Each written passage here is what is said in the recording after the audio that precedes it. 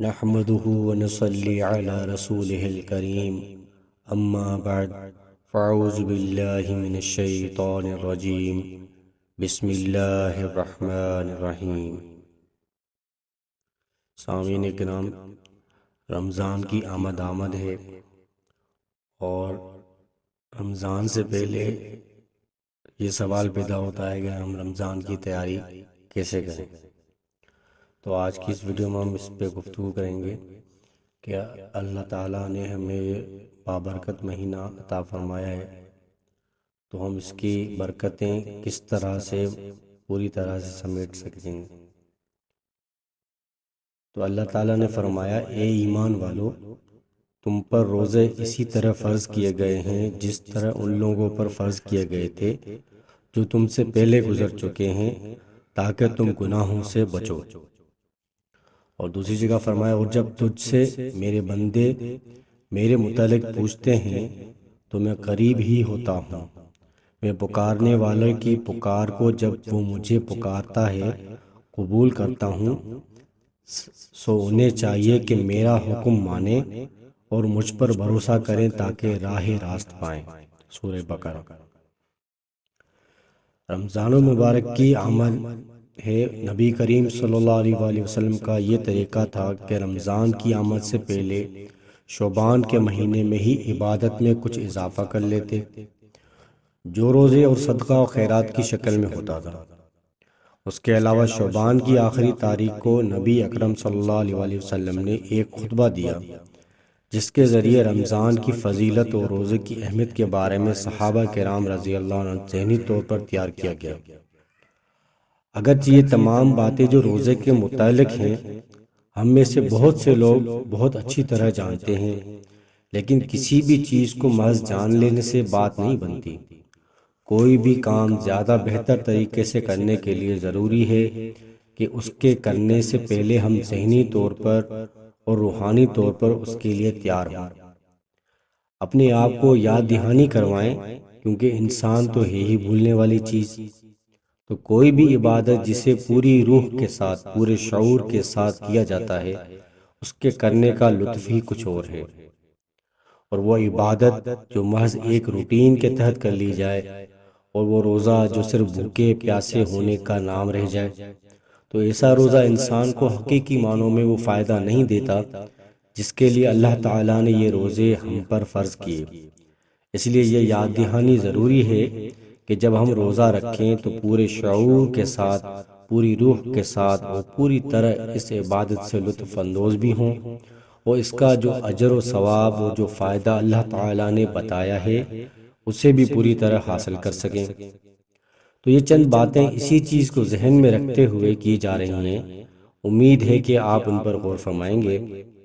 پہلی چیز جو اللہ تعالیٰ نے اپنی آیات میں بتائی، اے لوگو جو ایمان لا چکے، گویا تمام ان لوگوں سے خطاب ہے جو اللہ کو، رسولوں کو، آخرت کو اور آخرت کے حساب کتاب کو مانتے ہیں، اور وہ سب آپ ہیں، ہم بھی ان لوگوں میں شامل ہیں۔ جو ایمان لایا کرو، جو ایمان لائے کیا کرو، تم پر روزے فرض کر دیے گئے، لکھ دیے گئے۔ کسی بھی چیز کی ڈاکومنٹیشن اور لکھ دیا جانا اس چیز کی اہمیت کو ظاہر کرتا ہے، یعنی ایک فرض عبادت ہے اور اسے جان بوجھ کر چھوڑا نہیں جا سکتا۔ اور یہ عبادت صرف ہم پر نہیں، یعنی صرف امت مسلمہ نبی اکرم صلی اللہ علیہ وآلہ وسلم کی امت پر ہی نہیں، بلکہ اس سے پہلے کے انبیاء کی امتوں پر بھی روزہ فرض کیا گیا تھا۔ کیوں فرض کیا گیا تھا؟ تاکہ تم بچ سکو۔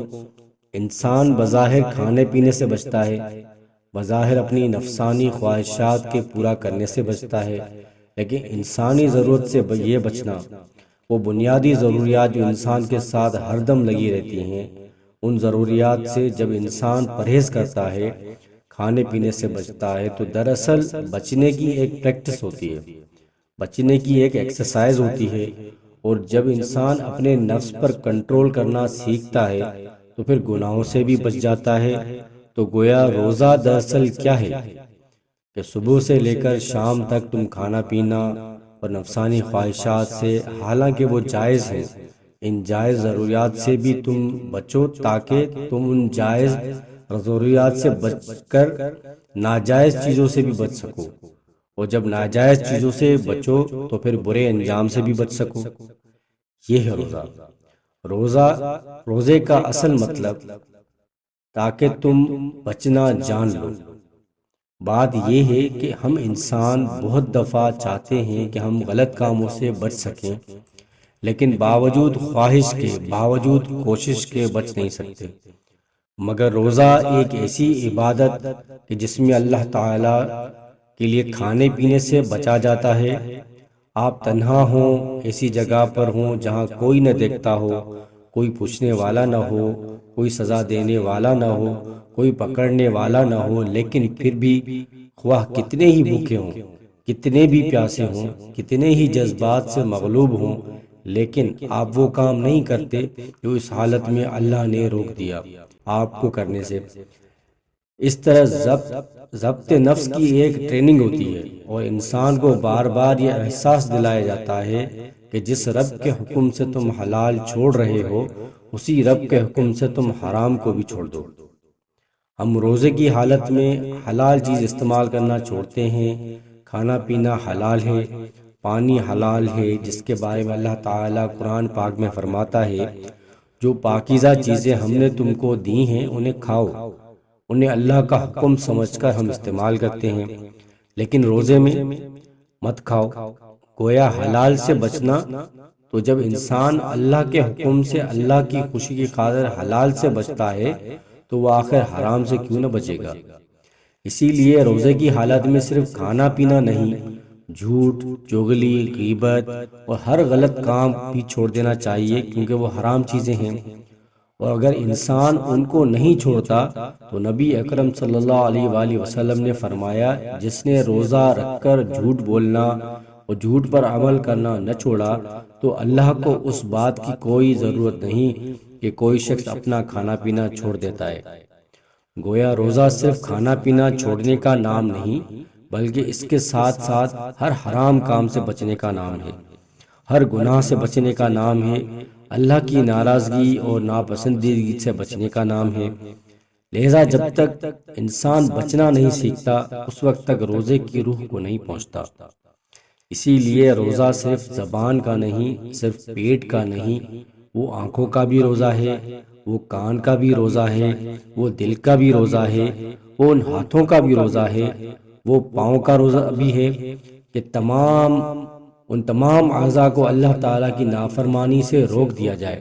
مسلمان تو ہوتا وہ ہے جو اپنے اعضاء سے، اپنی تکلیف سے دوسروں کو بچا کے رکھتا ہے۔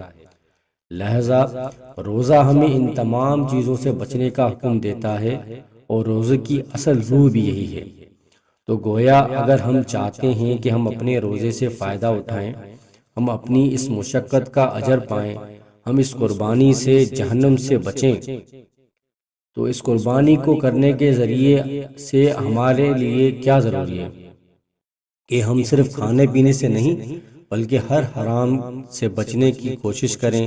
صرف رات کو کھڑے ہو کر قرآن سننا نہیں، اس کو سمجھ کر اس پر عمل کرنے کی بھی کوشش کریں، تاکہ روزے کا اصل مقصد پورا ہو سکے۔